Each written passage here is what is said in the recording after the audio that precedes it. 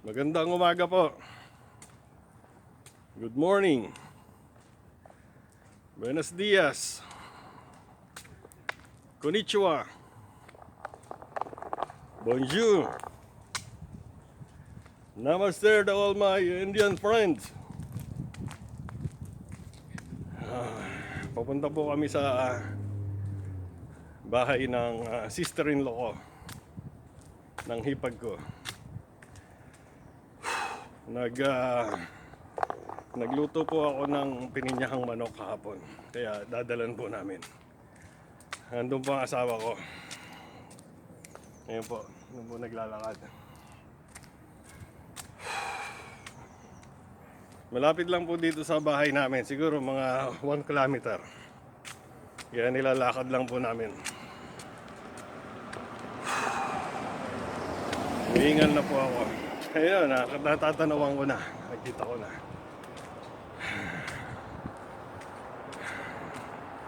Part po ng aming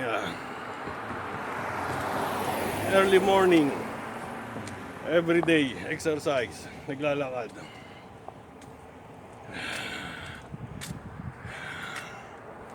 Tanawan yung mga punong yun, no? Hollywood. Hollywood Boulevard. Meron pa doon sa kabila. Yan, Hollywood. Ito na po. Malapit na po kami sa bahay. Ayan po ang bahay ng hipag ko. Ayun. Ando doon po sa ano. Ito naman pong nasa kaliwa ko. Korean ang nakatira. Humihingal na agad ako. Alas 9 po ng umaga, Monday. September, alin ngayon, sweetheart? September 15. Whew.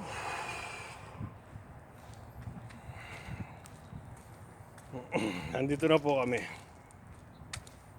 Yan po ang mga tanim naman ng ipag ko sa harapan ng bahay nila. Yan. Ito po yan sa Orange Vale. Maupo po muna ako habang nagkukwentuhan tayo. Ang Orange Vale po ay isang maliit na, hindi po siya town kasi wala siya mayor. Hindi rin city, obviously. Incorporated po siya ng Sacramento County. That means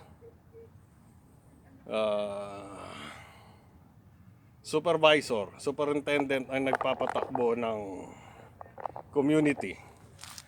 Kumbaga sa Pilipinas, parang barangay. Yan, barangay ang equivalent, pero malaki siya.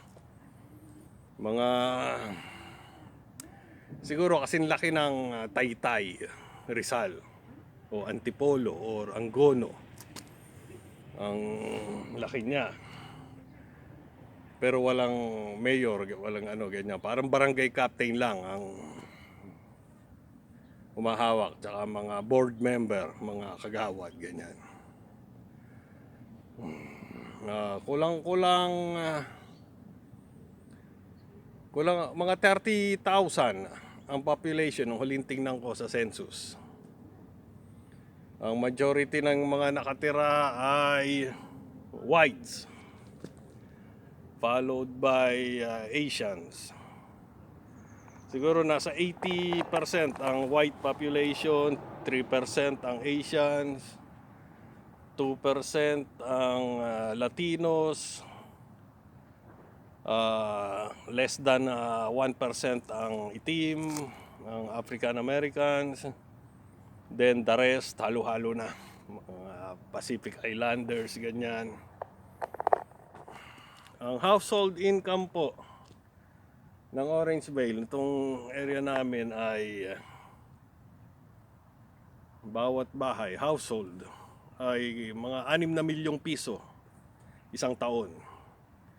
Equivalent sa atin, sa US dollars to pesos.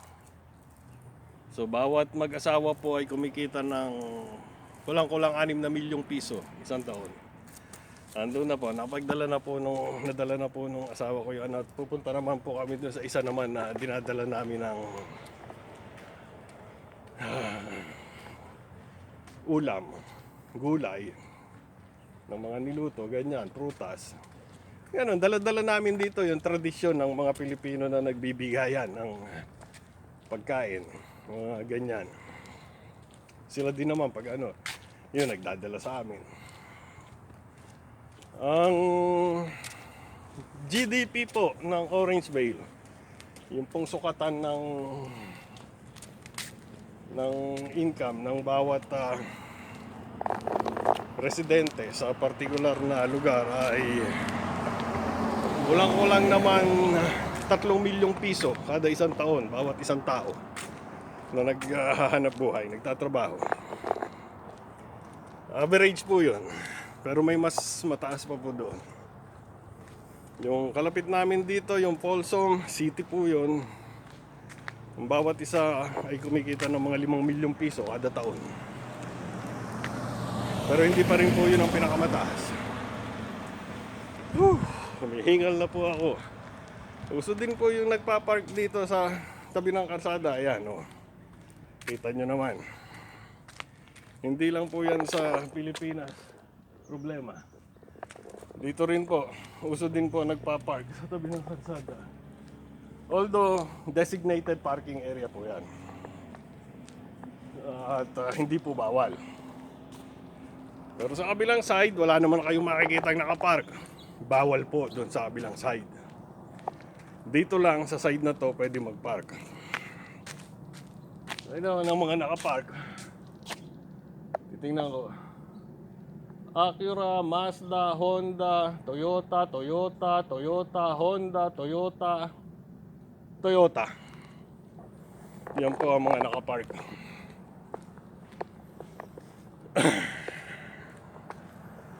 Bihira po ang mga nagbibili dito ng American cars.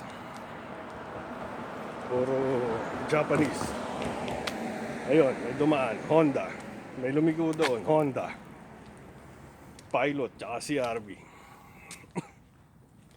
Kahit mga Amerikano gusto nila Japanese. Kaya nagagalit si Mr. Trump. Kasi hindi sinusuporta ng mga Amerikano yung mga American police. Oh Lord.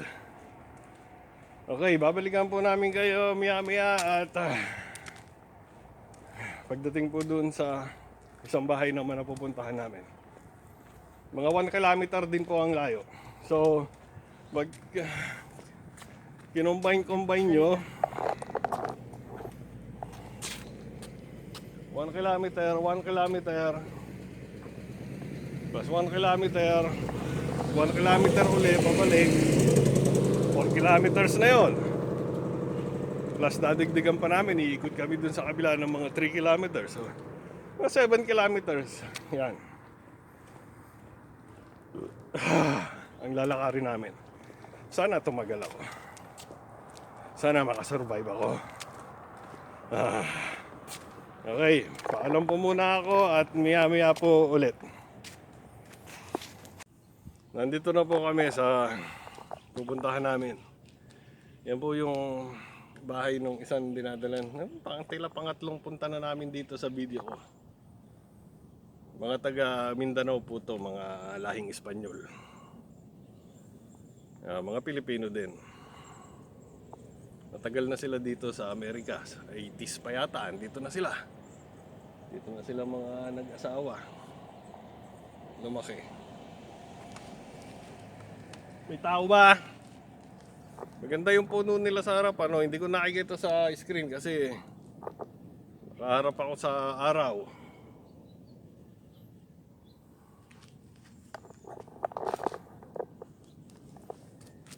May sumagot ba? Pagka wala po kasi nag-text lang po asawa ko, hindi tumawag. Ayun, iwanan lang po namin sa harapan. Kaya importante po, hindi kaya anuhin yan. Wala naman sigurong gagalaw niyan. Yan, so lalakad na po kami.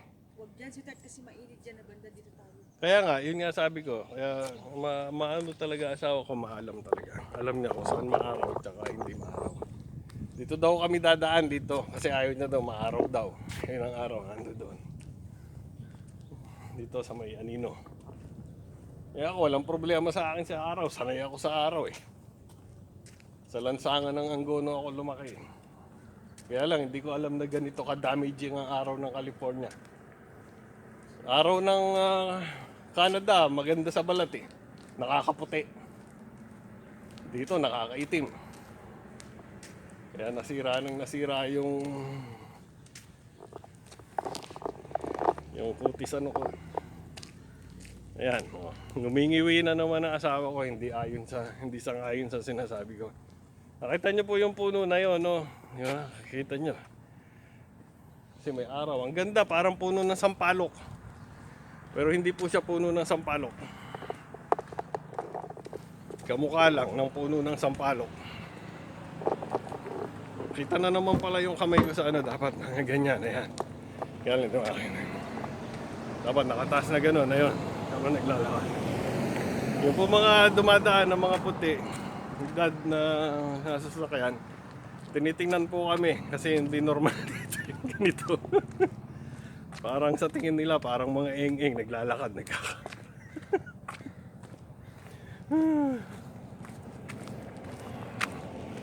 Uy, ayun, bagong ano, hindi. Yan yung lumang Ford Expedition. Okay, papatayin ko po muna at magkita-kita po ulit tayo maya-maya para kasi medyo mananakbo po ako eh. Aalog po yung camera. Bakit kaya tumatawa asawa ko? Sinabi ko lang mananakbo ako. Ayos talaga ang asawa. Mananakbo po ako ay aalog po yung camera. Ayun, kinalabit na naman yung harap ko. Ipakita mo sa camera, ipakita mo tapang mo sa camera na nangangalabit ka ng harap ng may. Okay, maya po uli.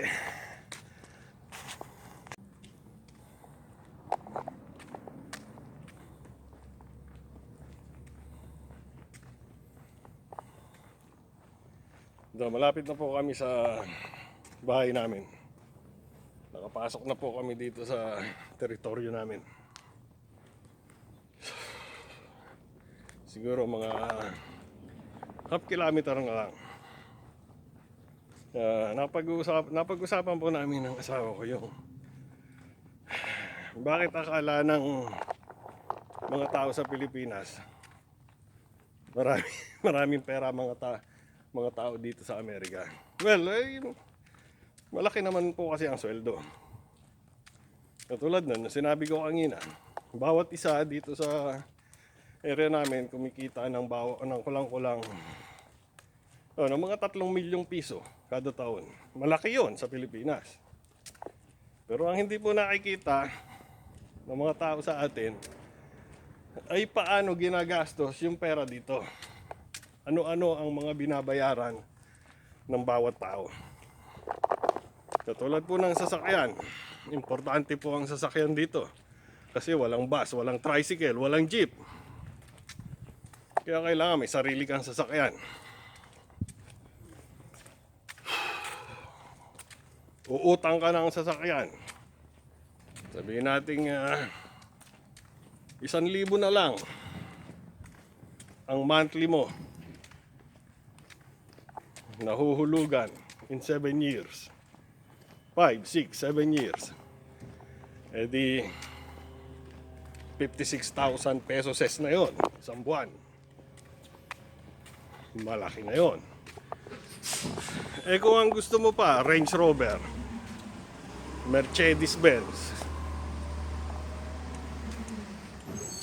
BMW, may mga 2,000 po yan kada buwan. Ngayon po, nangungulekta na po nangungulekta ng garbage. Ngayon.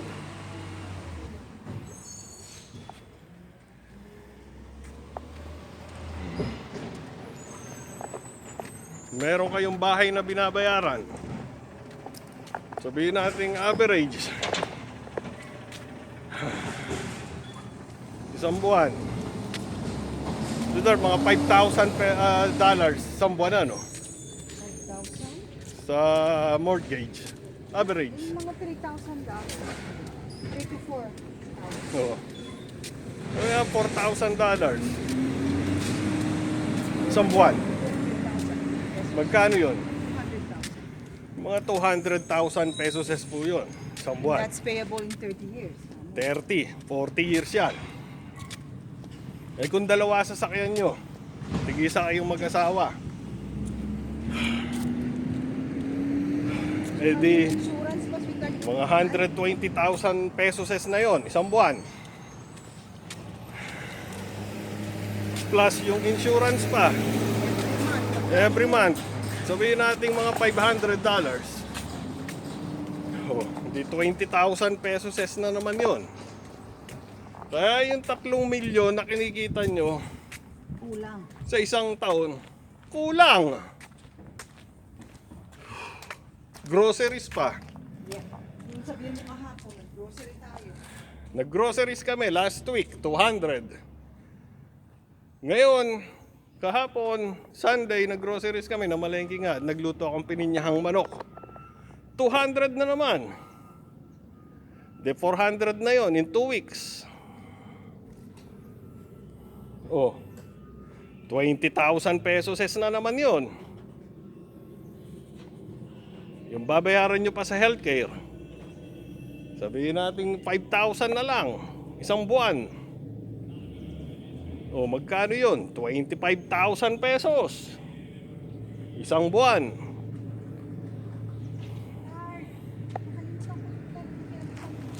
Yung alin? Sino ba? May nakalimutan po daw asawa ko doon sa pinuntahan namin. So madadagdagan na naman ng 3 kilometers yung lalakarin namin. 3 kilometers, 6 kilometers kasi babalikan namin. Ayos talaga. Meron pa naman nung kinaching, di ba? O edi pumutol ka. Malay mo, tumubo doon. Gumanda pa yung harapan nila. Kaya dito ko na po tatapusin yung ano. Pag-uusapan po natin isang beses yan sa kapihan natin. Kung ano-ano yung mga gastusin dito at kung bakit yung kinikita yung 3 milyong piso isang taon ay kulang. Let's go. Let's have coffee sa... Sa atin sa Pilipinas, ang laki na nun. 3 milyon. Ang mahirap nang ubusin sa Pilipinas yon. 3 milyong piso. Ikaw lang mag-isa sa isang taon. Pero dito, sabi nga good slacks. Whew. So, yeah, mamaya papasok ako. Magpapaalam lang ako. So, nandito na po kami sa tapat ng bahay namin at magpapaalam na po ako. Maraming salamat po sa pagsama ninyo sa aming mag-asawa ngayong umagang ito. Pinagpapawisan ako. At magkita-kita po ulit tayong lahat sa susunod na pagkikita-kita natin. Ingatan po nating mabuti ang bawat isa. Mag-ingat po tayong mabuti. Ingatan po nating mabuti mga sarili natin. Huwag kakalimutang magpasalamat sa nasa taas sa mga biyayang natatanggap. At mabuhay. Tirik na po ang araw. Ngayon po.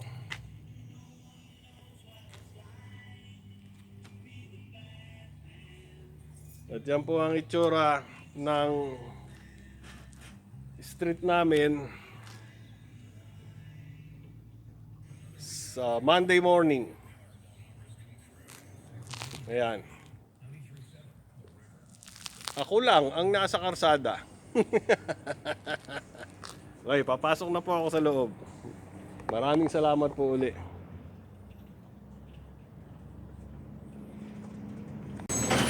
Ayan, may pahabol po. Natsyempohang nag-aakot yung kinukuha ang garbage namin.